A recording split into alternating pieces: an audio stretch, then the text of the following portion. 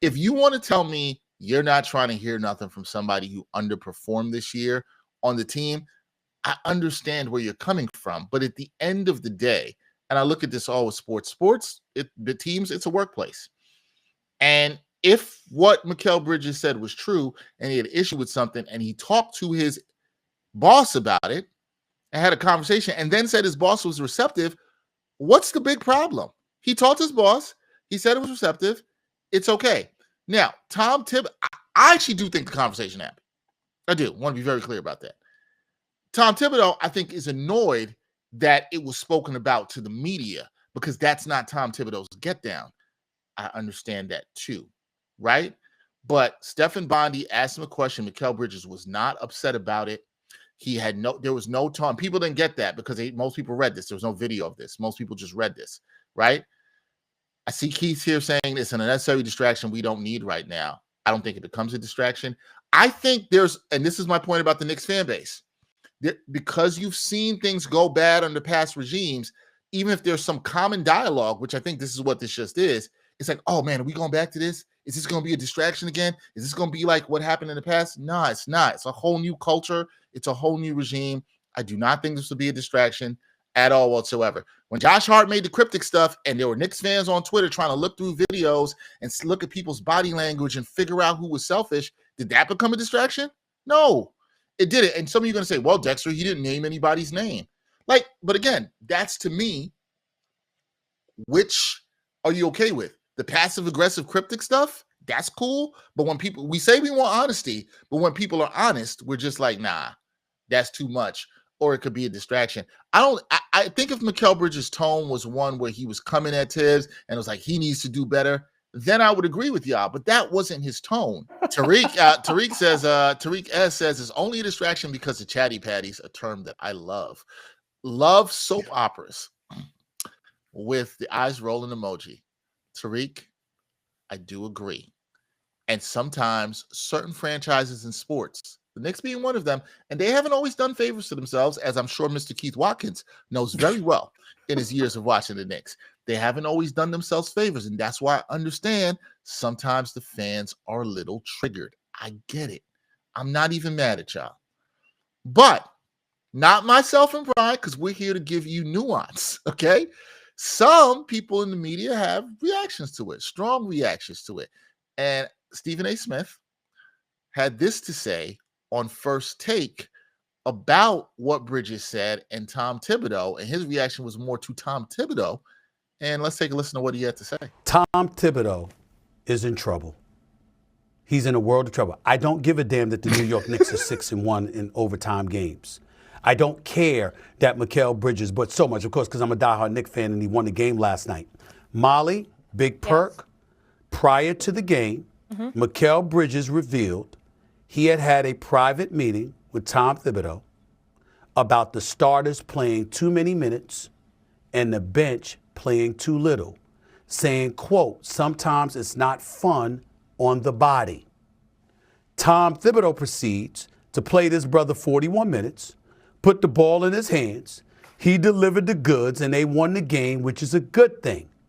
But then Tom Thibodeau refused to acknowledge that there was a one-on-one conversation. He said it never happened.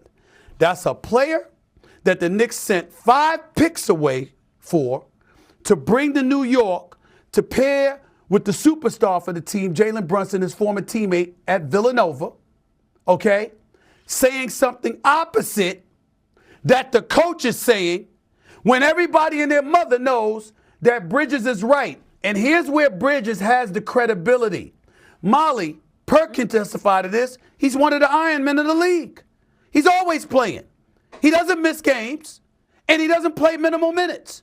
And Perk, when? Because we know I got a whole bunch. I know I do NBA Countdown with you, but I got a lot of stuff to do, okay? I'm not on the NBA every moment of every day like you are. Big Perk, when have we ever heard Mikal Bridges complain about anything, let alone minutes? That's not the same page. That's not a good look for the New York Knicks. And if you got to choose between a player and the coach, under these circumstances, when you're looking at players being worn out, Mikal Bridges ain't say that for himself, y'all. He's speaking for the team. And Tom Thibodeau says it didn't happen? That's a bad sign. Is it though? I know you didn't like that. Is it? Is it a bad sign? Like, is Tom Thibodeau in trouble? Like, do we have to be that dramatic? He's in trouble? Well, because of this? Dex, when you're getting 100 M's, yeah, you kind of got to be that dramatic. Like, the game is the game. Like, no. Bryan? Do you think he believes this? Bryan, I don't know. Bryan, my good friend, I agree with you. I agree with you 100%. No. You know where I'm going. Like, no, Bryan's making a great point here. And this is what I hope our viewers here can understand, because this is no shade to anybody. This is not shade to Stephen A., who I'm not doing, or anybody on First Take or anything like that. I like Stephen A. I have no problem with Stephen A. on this at all whatsoever. I don't necessarily agree with him here, but sometimes what we got to understand in watching these debate shows is what Bryan is saying. They're doing this to garner reaction. Yes. They're doing this to play on emotion. And when you hear Tom Thibodeau's in trouble, and we just fed into it's it. visceral. What's going to happen? Tom Thibodeau is not going to be on the hot seat because of Mikal Bridges, right? When Jalen Brunson is on the team, right? Who Bryan just said, and I agree with him, has 100% approval rating. You think it's going to come down to Mikal Bridges over Tom Thibodeau? We've seen this before. Star players will get coaches fired. And this is not me shading Mikal Bridges. Mikal Bridges is not that. We all know this. He is not that. So when you're saying that, it's being really dramatic here, okay?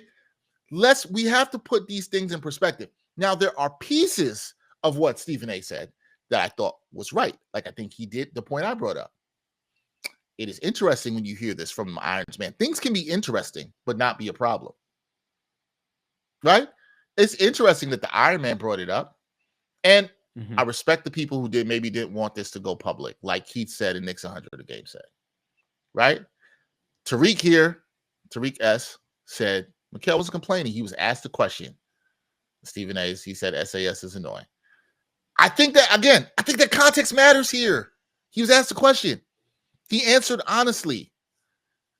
Right? Honest answers don't always lead to distractions. I understand how some people want to keep everything in house, and I respect that. But to go and say that Tom Thibodeau is in trouble because of this. You gotta, listen. Look, we've talked with Stephen Bondi about this on this show. Yeah. Has Tom Thibodeau been stubborn? Yes. Is he setting his ways on certain things and how he wants to do and so committed to winning? Yes. I don't even think it's that deep. I think, listen, you get paid $100 million, you're going to put on a performance. This is another great cut for the reel. The delivery was 10 out of 10. You know what I mean? In terms of what he was saying, like, well, whatever, like they'll move on to the next thing. You got to fill a segment. I don't know what block of the show it was. A, B, C, D. Matter. I don't know. Doesn't matter. The point you just said was great. They'll move on to the next thing. And so will we. So will all the Knicks fans. None of you will be talking about this after Saturday. Yeah. In fact, I'll say tomorrow. Like, it happened.